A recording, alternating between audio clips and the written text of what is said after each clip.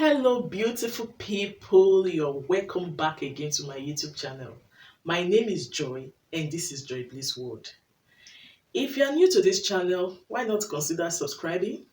And if you are a returning subscriber, I appreciate you and you are welcome as well. I'll be sharing some ways you can immigrate to Canada. A lot of people have been waiting for this video. I did promise them I was going to make a video on it. So without wasting much of our time, let's dive into the video.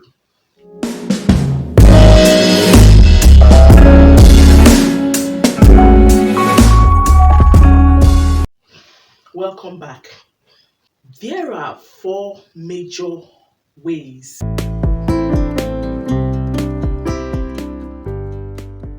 you can immigrate to Canada.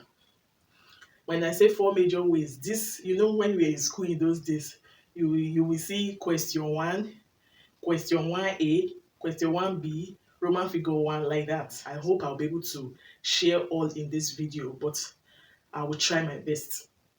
Number 1 is express entry, through express entry. Number 2 is through, okay, before I go to number 2, let me just be giving them their abbreviations so that when I use it in the course of the video, you won't be saying this woman like abbreviations too much. So that express entry is also known as EE, express entry. Number 2 is through Provincial Nominee Program, that is PNP. Number 3 is through sponsorship. That one does not have abbreviation. Should I call it S? Okay, the fourth one is through business immigration. So those are the four major paths you can use to immigrate to Canada. But you see, the PNP was the route we used in immigrating to Canada. What's even the difference between immigration and migration? Immigration, migration, migrate, immigrate. Well, we'll come back to that later. But you all know that the essence of this video is how to japa. That's how we say it in my country, japa, that is to move. So I've listed the four ways. Now, coming back to express entry.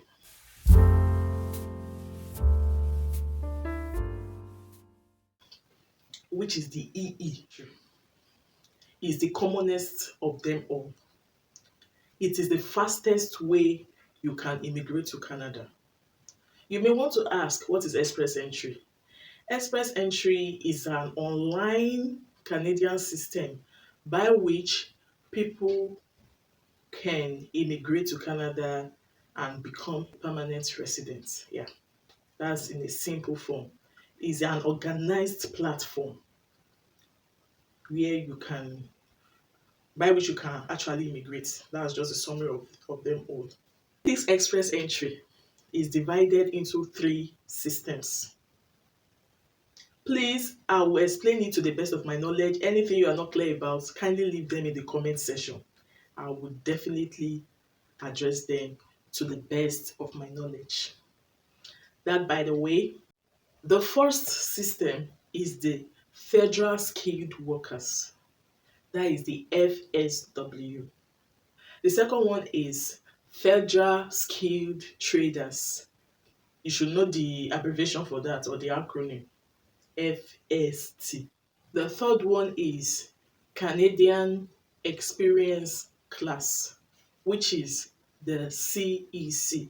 So in summary, under express entry, we have FSW, FST, and CEC. Let me further explain express entry. The express entry is like a two-way thing, like a two-way application. The first is to submit your profile. That profile is like, it will allow you to get into the pool. That's what we call express entry pool, where you'll be ranked according to your CRS, that is comprehensive ranking system. Then the second step is the real application. But you see, this first step of submitting your profile is totally free. And I will tell you why it's totally free. Then the second one is when you are given ITA. What is ITA? Invitation to apply. Then you will apply, you will then apply proper. Like you are now ready to do the main application.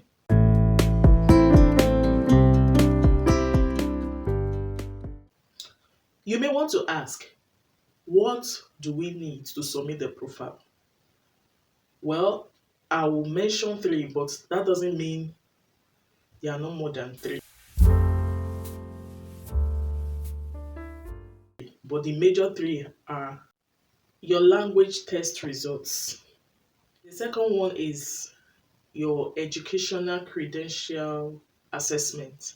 Then the third one is your travel document, like your international passport. So those are the major three.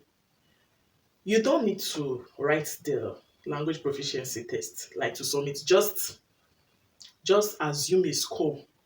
That's talking about your IELTS now. Just assume a score because it's just like a rough kind of application. So you may just assume 7.5, that you will hit 7.5. So you submit those three, you can guess your score, then make sure you do your educational credential assessment. That's your ECA. That's also the short form or the acronym for it. Then include your travel documents. So when you've done this, you will then enter the pool, the express entry pool. In that pool, we have a lot of candidates there. We have those for unskilled, we have those for a provincial nomination. We have different routes of those trying to immigrate. We have all of them in the pool. So let me just say it's now a game of survival of the fittest. Yeah, a game of survival of the fittest. You will have a score when you've submitted. Normally, if you did your proper documentation from your time of submission to like say 3 to 6 months, you should be able to get your invitation to apply if everything goes well. How? How is that being done? In that pool, you may see someone that has 375 score. Someone else may have 600. Other candidates may have 800. It is the one with the highest score that will be selected first. So if the system has finished taking those high scores, then they cannot decide if they want to take lower scores. Let's assume my score in the pool is 375, for example. Actually, I think ours was 375. Maybe that's why I'm more particular about that figure, that number. They will take the ones with the highest scores. Like that, like that. So if your score is too low, you may be there for months and they will be selecting people. And whoever is being selected is like almost 60% sure of getting the visa. Because once you get your ITA, which is your invitation to apply,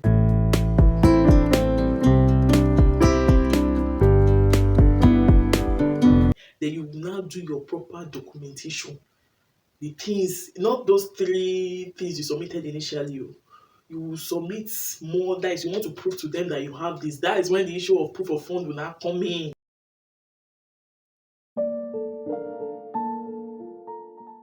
I know a lot of people have been asking me how you take do proof of fund. Sorry for my pidgin, but I just want it to look. I don't want it to look too serious. You can stay as low as maybe 1 month in the pool, or you can stay as much as 12 months. But note that after 12 months, if you are not selected, your profile automatically expires.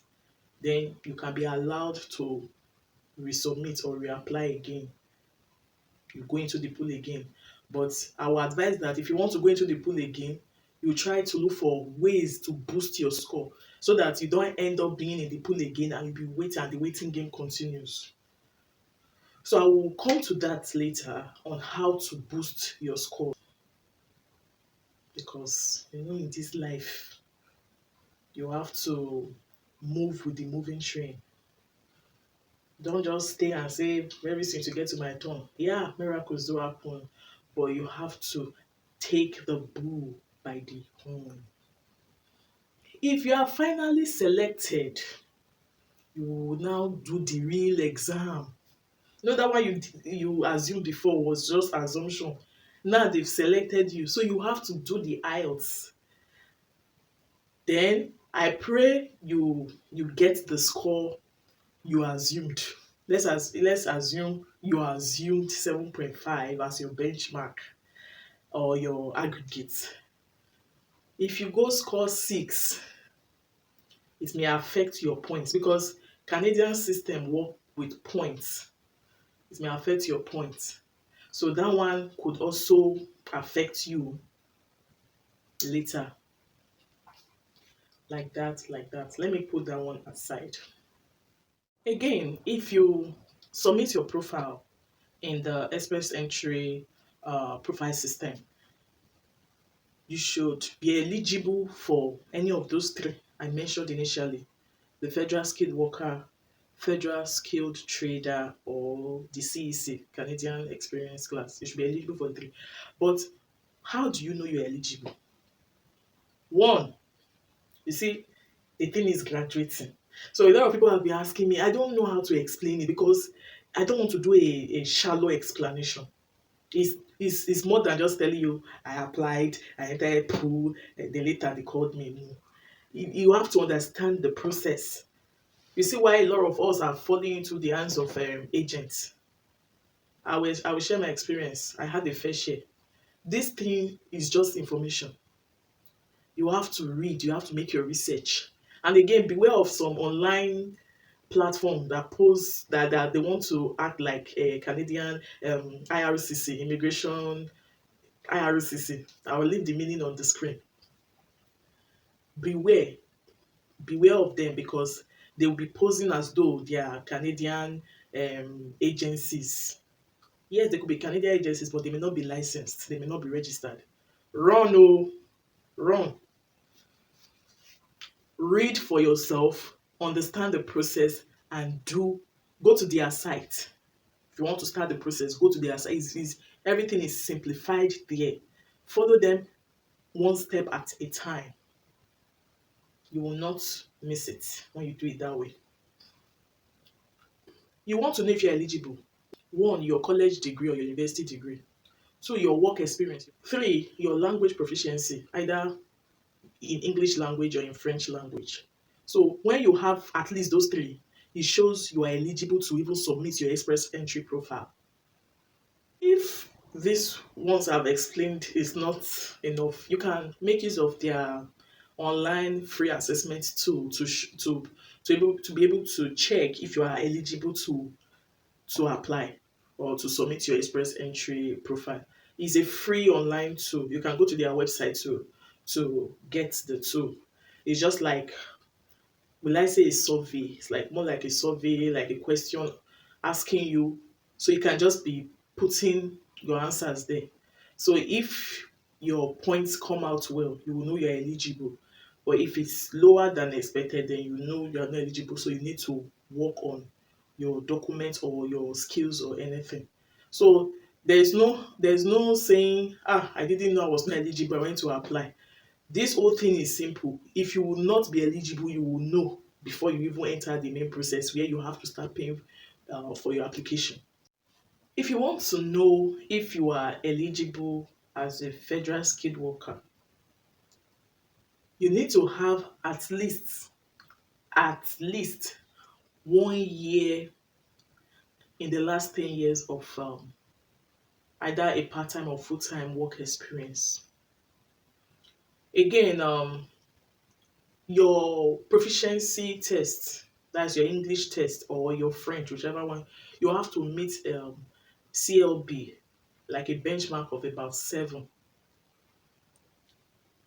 This thing I'm listing is what I've listed before. You may want that. I'm just trying to break it down. The 3 things I mentioned initially were your language proficiency test, your experience, ECA, Educational Credential Assessment. So you have to evaluate your credentials to see if it meets with the that of the Canadian system. When those three things are in place, I think you may qualify to be a federal skilled worker. If after fulfilling all these three things I mentioned, your score is still low in the express entry pool, my brother, you need to look for a way to boost your score.